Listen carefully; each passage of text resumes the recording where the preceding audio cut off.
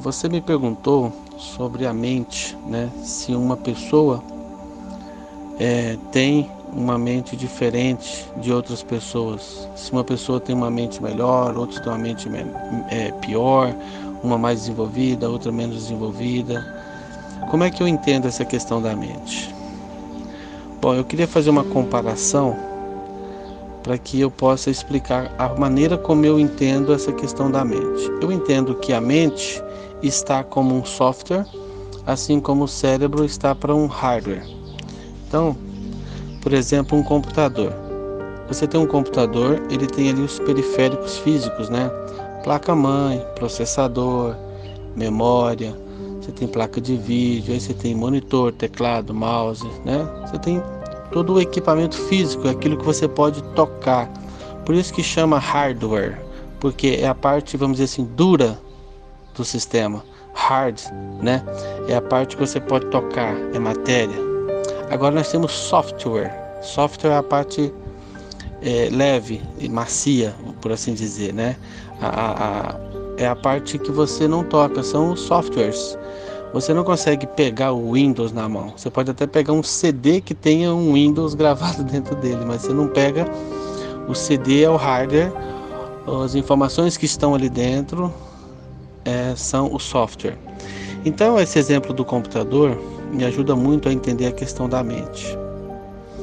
Então, a mente é um software que roda, é um programa que roda dentro do cérebro, que é o hardware.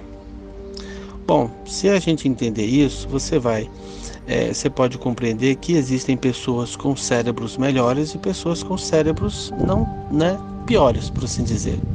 Nós podemos ter um cérebro funcionando 100%, mas também temos cérebros que estão funcionando com defeito. Uma pessoa que sofre um acidente, às vezes uma parte do cérebro é prejudicada.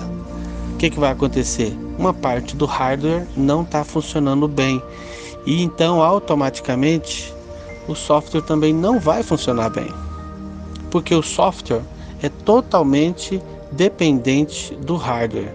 Se o hardware não funciona bem, o software não funciona bem.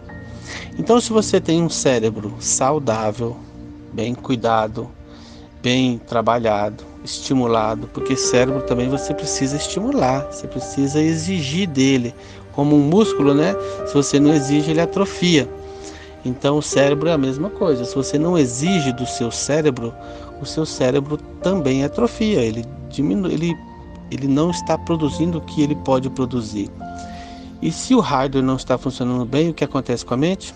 A mente também não vai funcionar bem.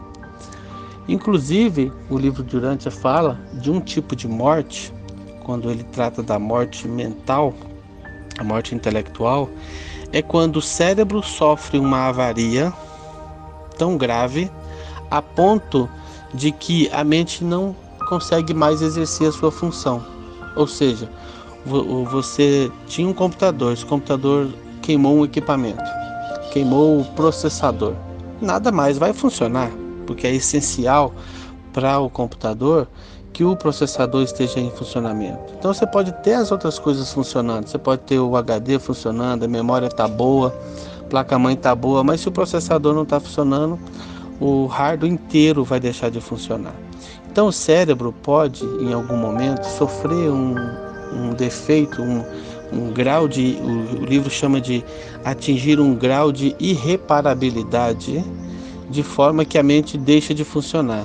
Nesse caso, mesmo que outras partes do corpo continuem funcionando, se a mente não funciona mais, o ajustador vai embora e essa pessoa é dada como morta, mesmo que o corpo físico continue existindo ou funcionando.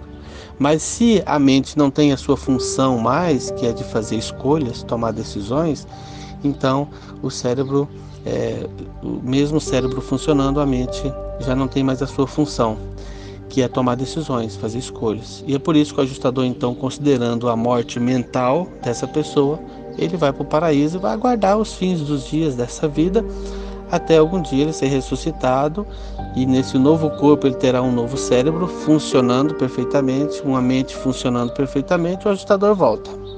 Então é assim que funciona.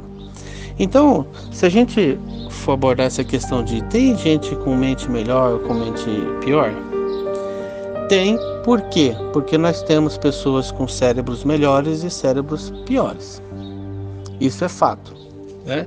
Por exemplo, uma pessoa saudável, cérebro funcionando, com tudo funcionando, a mente vai funcionar melhor. Uma pessoa que teve um problema no nascimento, ou então sofreu de alguma doença cerebral, ou então sofreu de algum acidente mecânico, físico, uma pancada, atingiu uma parte do cérebro. Se aquela parte sofreu um dano, a mente também irá sofrer um dano. E por que funciona assim? É simples, pelo mesmo exemplo que eu dei do computador. Vamos imaginar que você pegue o Windows 10 e instale numa máquina de última geração, num computador super poderoso, potente, com processador de ponta, com todos os equipamentos de ponta. Essa máquina é perfeita. Vamos dizer assim, um PC gamer, né, super poderoso para operar todas as atividades que são exigidas dele. Então o Windows 10 ali vai rodar perfeitamente, vai atender às expectativas que você tem daquele equipamento, porque o hardware é bom, o seu sistema operacional vai rodar bem.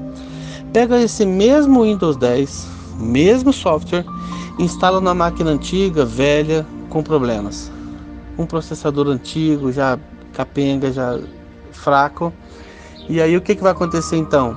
Você tem o mesmo software que estava rodando super bem na máquina poderosa, mas quando você instala esse mesmo software numa máquina fraca, esse software vai sofrer também para entregar o que ele poderia entregar.